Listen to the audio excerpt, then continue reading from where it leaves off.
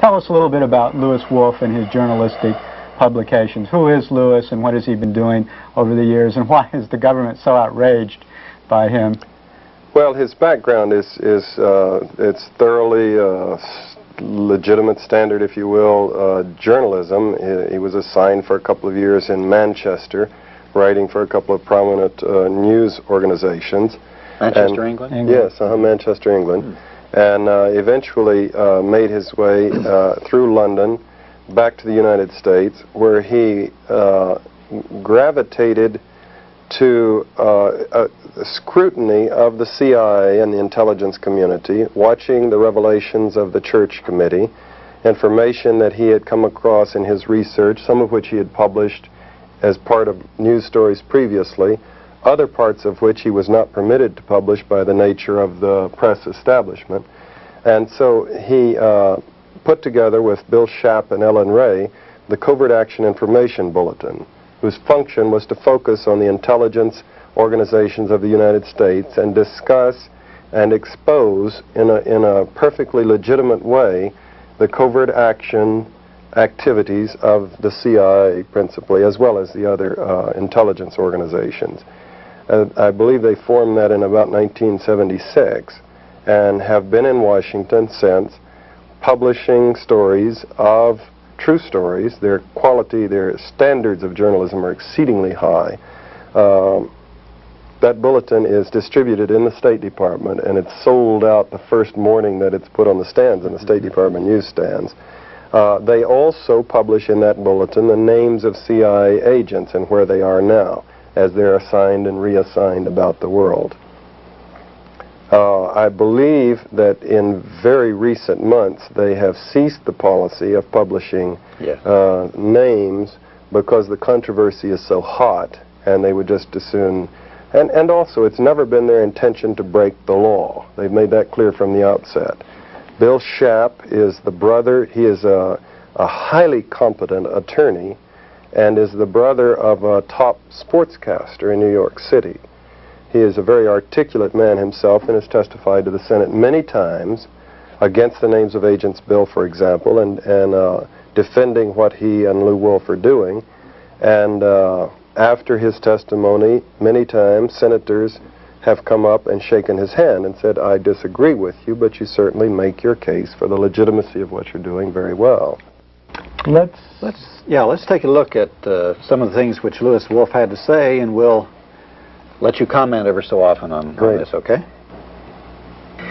What, in the years that you've been publishing it, do you think are some of your most significant revelations? Are there some stories that even shocked you? Well, I think one of the big stories that we were able to document in some detail was the whole scope of CIA activities, similar to what the CIA did in Chile, and which was documented by the Senate Select Committee, was the whole covert action program in Jamaica in between 1976 and 1980. And we did a great deal of research into that, and we discovered in many ways, a very similar program, almost a classic model that was followed along the lines of what they did in Chile, including three major categories: military, paramilitary activity, the use of propaganda in the media, and the third one, which was economic warfare, using the multilateral organizations, the International Monetary Fund and others, to withhold loans which had been promised to the Jamaican government. This is one example. What are a couple more of the details of that? Particularly, you mentioned those first two examples of actual paramilitary activity the CIA was involved in Jamaica. There was a fire, for example, that took place in Jamaica of an old people's home. I think 150 old and infirmed women, many of them blind, were living in this home, and as it turned out, the place burned down in the space of about 8 minutes, 7 or 8 minutes. It was discovered that the phone wires had been cut and that the exits had all been blocked. Even those who could see their way out could not get out. And that the means by which the fire was set was the use of a petroleum jelly, which was unavailable in Jamaica.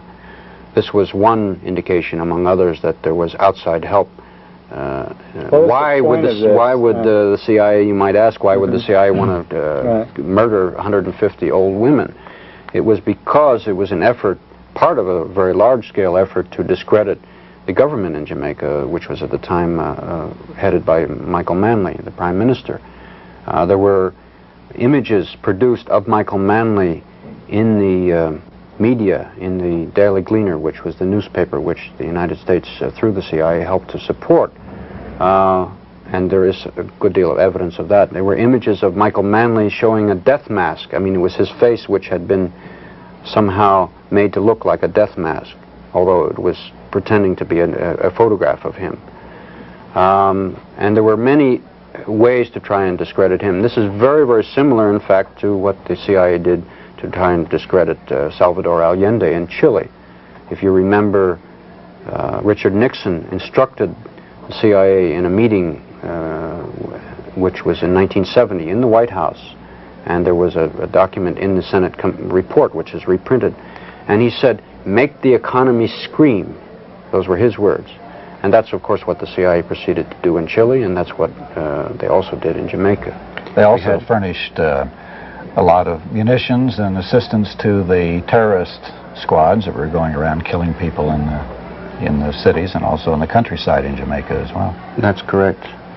Well, John, you had a trip down to Jamaica, and you saw a lot of these things about Jamaica with your own eyes, right?